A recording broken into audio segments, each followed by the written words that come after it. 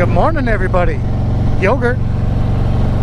How's everybody this beautiful, actually, day here in Southern California on a Friday? We had a nice little rain last night, and everything is so crisp and clean and cool, and oh, it's amazing. Clouds are amazing. All this stuff. Oh no, let's see, one of my last videos, I think it was the last one, no, it depends on when I post this one, I guess, the why I bought a Roguelite video.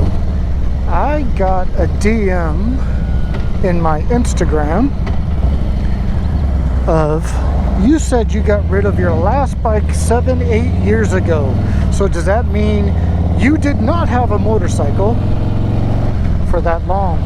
Until I bought this motorcycle in 2020. The answer is yes and no.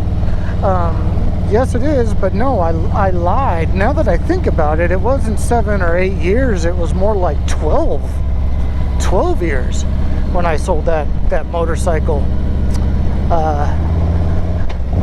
It was a 2005-6, I can't remember, Yamaha FZ1, the old man sport bike. Actually, the bike was pretty badass. It was great for city riding, and then you could just rip it on the weekends or in the canyons and stuff. It was a nice motorcycle. It scared the shit out of me, actually, but it was a great bike. And I did the same thing I'm doing now. I had a tail pack on it, a tank pack, and I'd load up my stuff and I go to my accounts every single day and deal with traffic, and nothing different than what I'm doing now. Until one day I was on the freeway and traffic was starting to slow up, so I went into the very right lane, the slow lane. And I was actually in that slow lane for a while, so it wasn't like this happened immediately when I went into the slow lane. I was cruising in the slow lane, and a person in a car almost exactly like that, it was a Mercedes E-Class, white. She came blaring up the on-ramp, probably doing 80 miles an hour maybe, and just like I wasn't even there, came right into me. Did not hit me. So what I did is I veered off, as you would expect, and let me get around this corner real quick. So I veered off, and traffic was slowing. Remember, I told you traffic was slowing. So I veered off. Now there is a semi truck in front of me doing almost nothing miles an hour.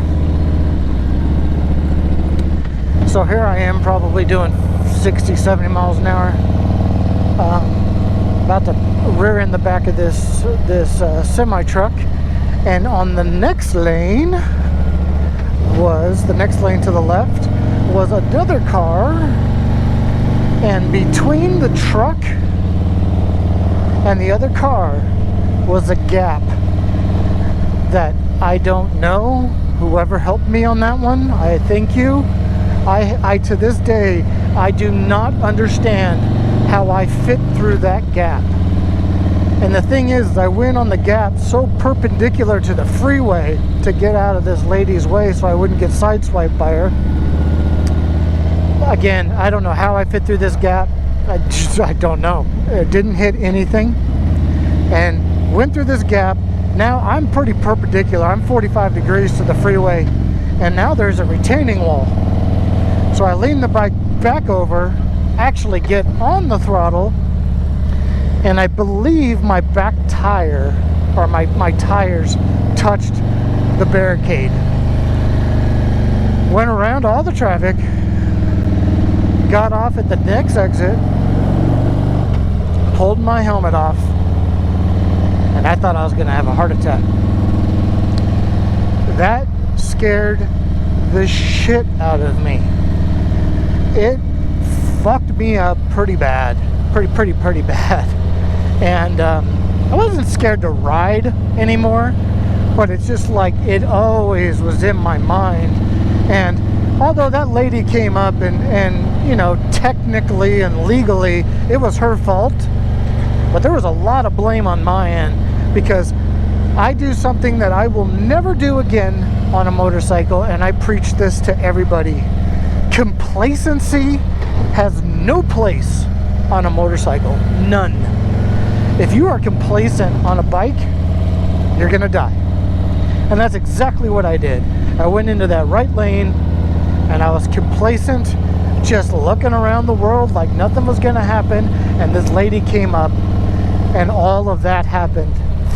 Now, I rode the bike for about another 6 months, but I started noticing I wasn't riding it as much. I'd start taking the car, and I don't know, I mean, I guess looking back at it, it probably was because of the incident. Now, I hit nothing ever touched me, and again, I don't know how I made it through all that crap. To this day, it blows me away. But I hit nothing. It just was the fear of almost, and how could I have even gotten away with that? So I'm riding the motorcycle around, and then I notice I'm not riding it, and my wife was pretty much a wreck. I shared the story with her, and she was just terrified every day I left on the bike. And my business was, I guess, around 15 years old, and I've had my business for almost 30 years now. And I was like, you know what, the family's worried about me, and they never ever asked me to get rid of the motorcycle, and my wife never would ask me to get rid of the motorcycle. She actually is the one that convinced me to buy this. And so I sold it, put it up for sale, sold it to some kid, and off it went. And I said, all I'm going to do is put 100% of my time into my business, building it. And I've ridden my whole life. There's not very many times in my life I didn't have a motorcycle. So at first it didn't bother me at all. I was fine. And then I, worked on my business. I just boom, boom, boom, hustle, just slam business. Everything was about business. I got rid of social media. I got rid of everything. And I was so business minded, just business. Well, being on the bike almost killed me. And I never thought that being without a bike would almost kill me. And there's a few people in the DMs of Instagram that know what a lot of my reels are about, and I feel for those people, and I apologize. I'm getting choked up here.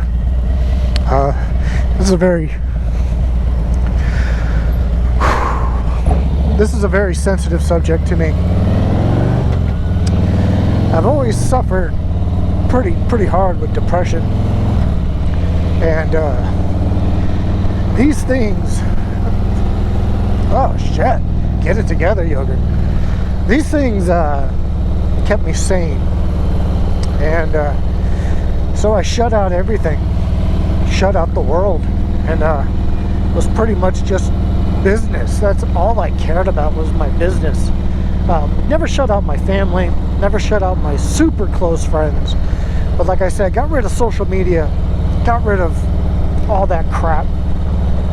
Just focused on the business, until one day I had a gun in my hand, and 357 Magnum.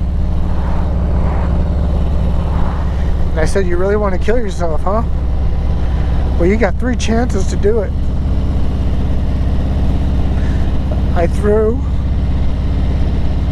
a round in that gun, spun the chamber, put it to my head, pulled the trigger 3 times.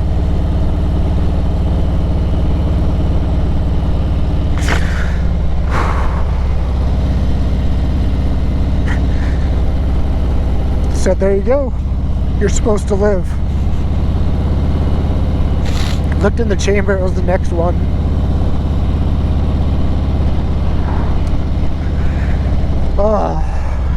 So started working how to get rid of this depression. Got to get this out of my life. Can't let this control me. And I realized that I became a huge introvert, just massive introvert. And I did it to myself. I knew my depression. I knew doing that in the back of my head. I knew shutting everything down would trigger that. Well, I know it now looking back on it. So doctors, pills, everything for depression, none of that stuff worked.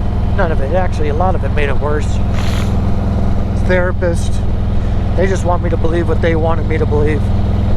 So I man the fuck up, Shannon. Man the fuck up. Let's figure this out.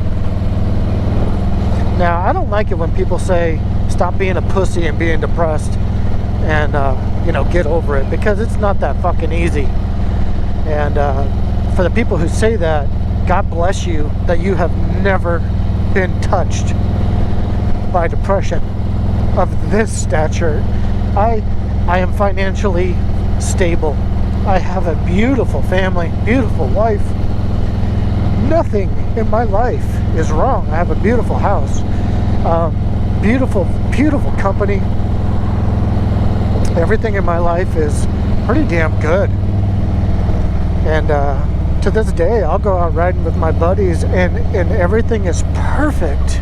It is perfect. And I get home and I've had the best day, and I sit there and I actually say, oh my God, my life is amazing, because it is. My life is truly amazing. I am so blessed to have the life that I do. And I'll wake up the next morning and I want to kill myself. The only difference between then and now is I've learned how to manage it, and every day I grow stronger on controlling it. I've learned to know when it's coming on. Anxiety is I can feel anxiety coming on, and I can shut it down almost immediately. So I've got the anxiety pretty much in control. The depression just fucks you. It just fucks you so bad. But I've learned to understand that I am falling into a depression, and I talk to myself, and usually I can get out of it within half a day. And I'm extremely proud that I'm able to do that. A few weeks ago, actually, it lasted a week. Never really have like serious thoughts of ending my life anymore. I'm beyond that. I am so far beyond that. And I'm very proud of what I've accomplished as far as the self dealing with the depression. So, okay, let's get back. Let's get out of that. So, on the last video, I explained to everybody COVID happened, and it put me back into a depression. I couldn't work. All I did was work. That's all I did. And now that was taken away from me. So I didn't even have that. So that threw me into a depression. And I wasn't as strong in 2020 as I am today, because that really spiraled me out of control. Not to the point that I wanted to harm myself anymore. That was far gone. That was many years ago. But just this depression, and questioning everything, questioning your marriage, when there's nothing to question, because everything is perfect. And so I think my wife saw it coming. God bless that woman. That's why I got this. And when I got this bike, it all changed. It all changed for the better. I felt complete again. I had no idea that having a motorcycle was that important to my life, to my happiness. Now, I still get depressed, but it's nothing. Like I said before, it is 100% manageable now. I can get out of it usually by the end of the day. And this machine saved my life. For those of you who don't know, this bike's name is Saoirse, and that is Gaelic or Irish for freedom. And it's, a lot of people associate that with, you know, the freedom to go travel and explore, and when they hear the name.